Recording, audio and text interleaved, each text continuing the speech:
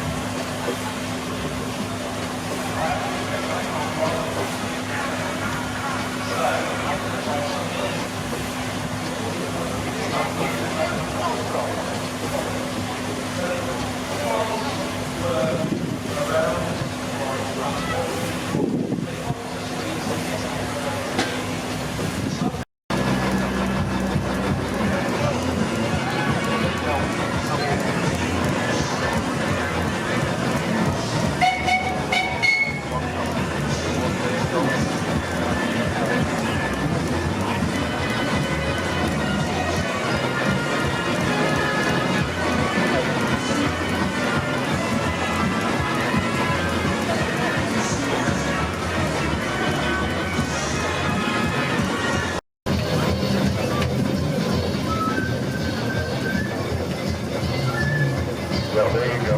That's the morning of the fabric. Mum, daughter, here we are today. 3 feet.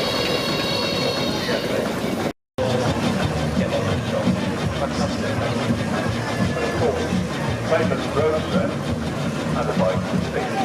Roadster bike. Something in one bar and the right rack.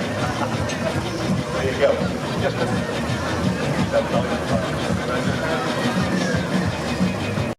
right at the end here, there's so many different names of companies that make flights, and we've already seen one rally. There's another rally here at the end, and it's got that feature.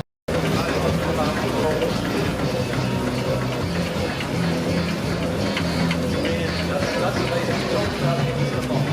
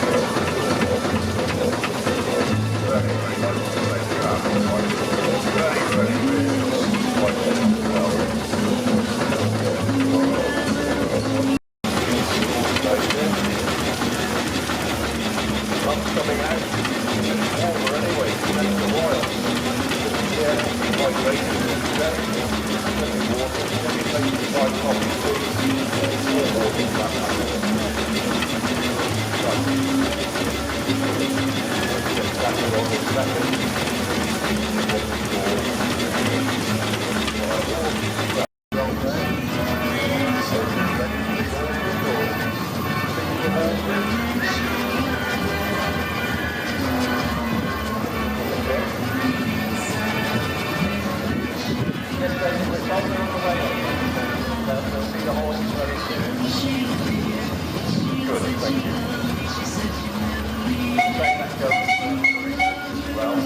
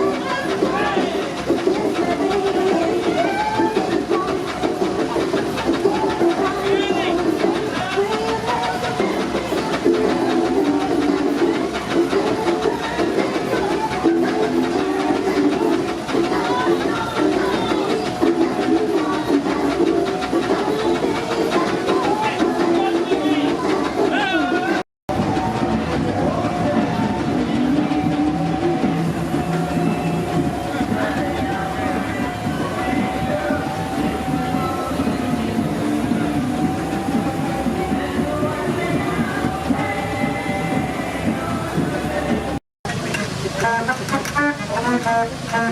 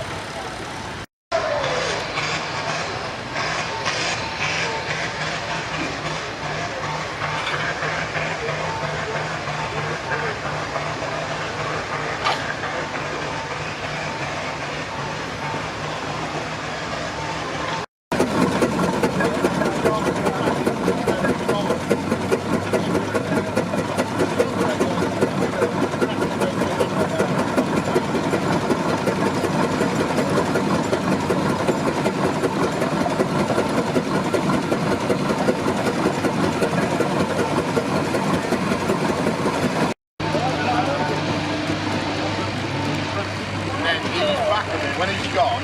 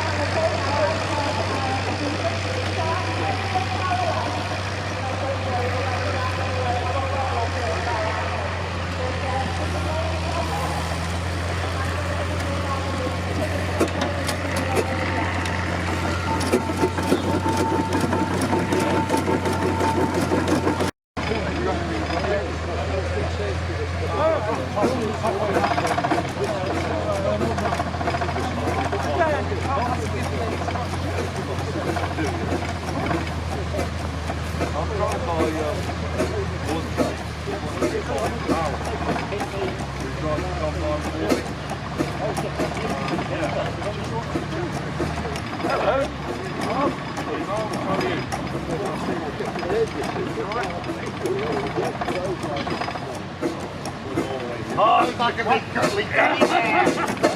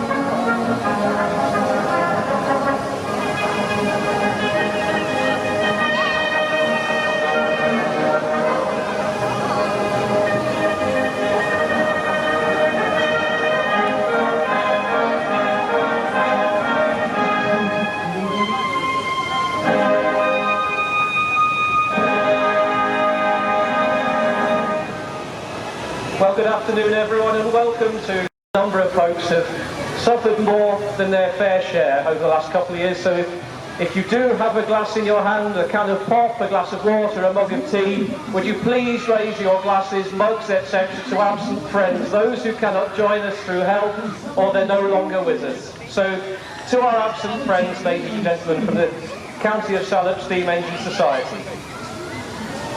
And it's now 2 o'clock, so it's time to begin, ladies and gentlemen. Boys and girls, we present to you the 2022 Shrewsbury Steam Rally.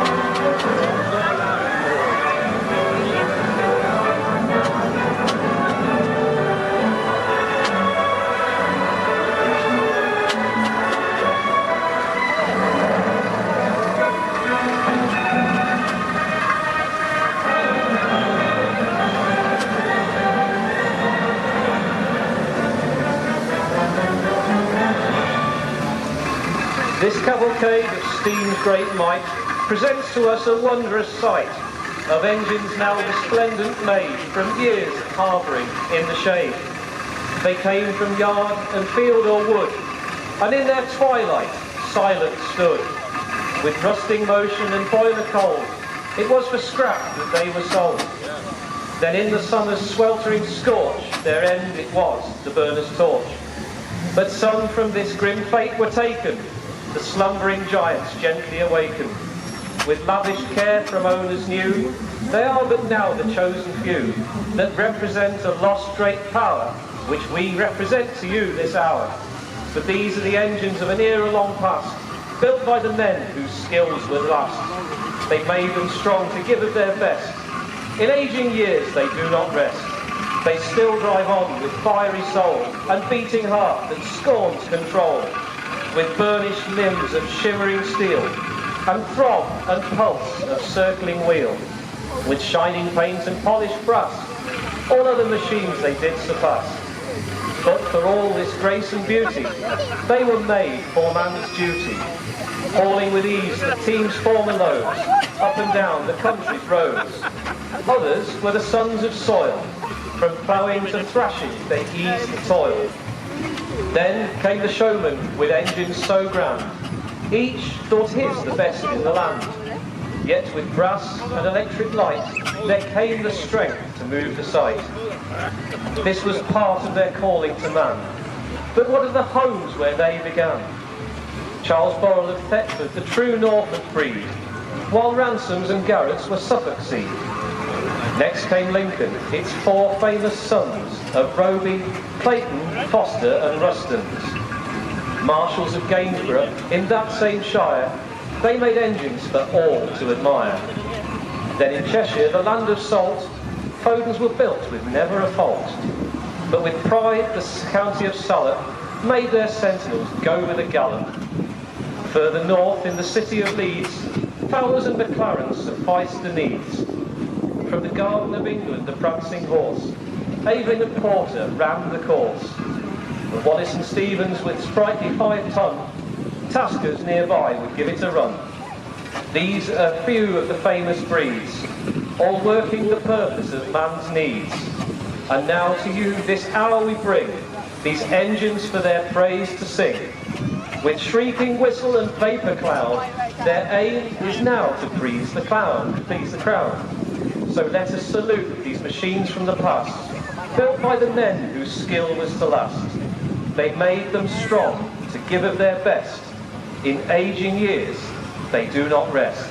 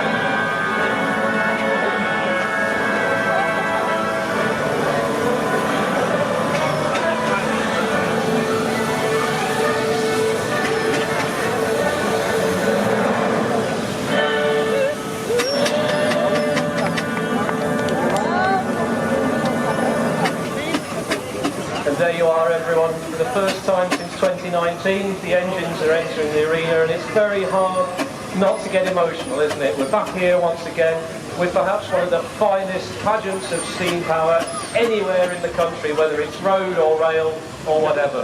These engines under movement in front of us. You're lining the arena several dozens deep almost in places, and there is nothing fine to see. I think we have the best seat here in the house. in the commentary box, but what a wonderful thing. So many glorious engines, so many friends as the crews and owners from all over the UK that come to join us. There's so many different varieties of steam engine that we have here. The quality of the display here is second to none, and real credit to not just the owners but the team who put the show on for us year after year for the engines for us to see. Led in 2x2 as always. Wonder if there's something to do with an arc in there, perhaps if there's ever another flood the engines will go in 2x2 first. But led in always by the magnificent Showman's road locomotives, of which we have a selection here this afternoon. Some from the well-known manufacturers of Borrells of Thetford, and including Dreadnought from Frank Lithgow. Frank Lithgow, a stalwart supporter of the County of Salop rallies through the decades, and great to see Dreadnought with us here this afternoon. But other engines also, Alistair Evans, having just passed the commentary point with the Philadelphia, also superb engine there, and is working live down in Hampshire, a requisition for war work. So these engines already had a second generation of work after they finished some of them with the fairgrounds, and they were put onto haulage. Some of these engines were used on demolition in London and Bristol and other big cities, pulling down blitzed buildings, and once again returned to Showman's State. And Philadelphia particularly was parked up on a farm where it lay hidden for 48 years. People knew it was there, but it didn't see the light of day. So it's fabulous to see it here with us today. Likewise, the Borrell Showman's Starlight, which is new to Judds of Chackmore, but extensively known by the Edwards family who ran it, Edwards of Swindon, which were a very well-known fairground family, and brought to us by Alan Lloyd this afternoon with Jim and Marsh crewing for him. And that engine, when it hasn't been in the arena, has been pumping out the amps into Dorman's Waltzer, doing the job that it was made to do. Wonderful, wonderful thing to see. And Foster, the leader, not far away on the other side, also worked very hard engine, worked for Pat Collins, the West Midlands, very well-known amusement caterer, and a very, very famous engine, very well known throughout the Midlands rallies over the last 60 years. Also, very different colour of Repulse, the Fowler, the blue Fowler, also on the far side of the arena at the present time, on the right-hand side of the commentary box. Very different in that blue paint scheme, very little Showman's brass on it, very little lighting, a very plain engine, but I don't mean plain in a derogatory term, something that was a beautiful looking thing. It was always said that Fowlers were late delivering that engine, and so it and its sister Renown were supplying the blue undercoat and the colour stock, and the engines are both still with us on the preservation scene now and very much enjoyed. Repulse also has been working on the fair this weekend, and a great chance to see the product of Leeds doing the business. Another engine that always stands apart on the rally field here is the Crane family's crane engine. It's very appropriate really that the Crane family have an engine that is a steam crane on the move, and that engine was new from Fowler's in 1929 to John Thompson's Boilermakers, Wolverhampton, and remained with them. My father saw it with Thompson's in the 1960s, stored. The Crane's family bought it in 1969, and it's been with them ever since. The late Len Crane, of course, was very well known all across Britain and Europe for his endeavours and exploits with that engine, always working it wherever it went. And yes, it's only ever had two owners from new, always in the Wolverhampton area, but has travelled on the continent as well. It's been to Holland, France, Belgium, but has also a television star in its own right. It's been on BBC drama Peaky Blinders. Fowler's road locomotive, very well known, slightly smaller engine, is a Talisman, which is owned by Alex Sharphouse. A superb rebuild from very few parts, but a superb rebuild and restoration nonetheless. An engine that was part initially of the famous heavy haulage firm of Manchester, of Norman E. Box, which is a name to conjure with if you're into steam engine history. People go slightly gooey when they hear the name Norman E. Box, but these guys, they were like the articulated heavy loads, special moves, monster moves, trucks of the day, and Talisman and its sister engines, Atlas, Jix, and others, were all capable of prodigious haulage feats. And Alex has recently undertaken a couple of big road runs with Talisman, hauling a steam locomotive around the north of England in partnership with Foremost and a couple of other engines, Foremost also being a V6 road loco, owned by Joe and Laura Walker of Derby, and new to Charles Openshaw of Reading, who used it for moving furniture, but it was commandeered in the First World War and sent to southern France. Another engine that was then lost for decades and didn't come back into the public scene until bought back from southern France in 2008, pretty much as a barn find, but... So there you go. But then it moved on to another local man up in Newtown, H.B. Bowen and Son, agricultural merchants, quarry operators, etc., where it was recovered from by the group.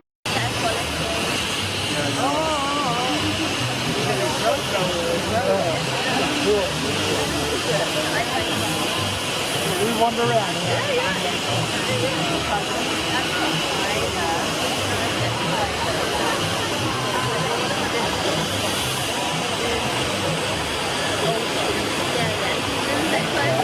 So ladies and gentlemen, boys and girls, something that we do before I continue to blather about the engines to you is a whistle up. I said this morning about how people like to make noises with their engines, so we do it as a traditional salute here, and perhaps again we'll use it to remember those friends of ours that aren't with us anymore or can't be here today. But if you do have children or dogs, or are of a sensitive disposition, or have sensory needs, this is a warning that we're going to whistle with the engines very, very shortly. So, ladies and gents, if you do have dogs with you, do cover their ears, likewise small children, people with sensory needs.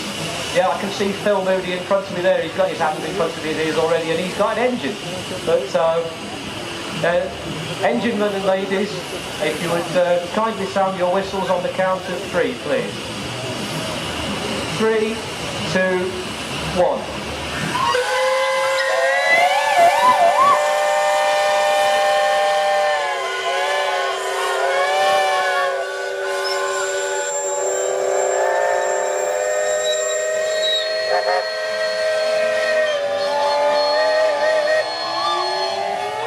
Thanks very much.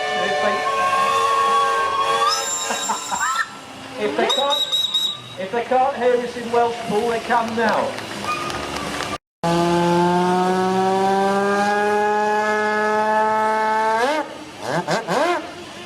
There's always one, isn't there? Thank you.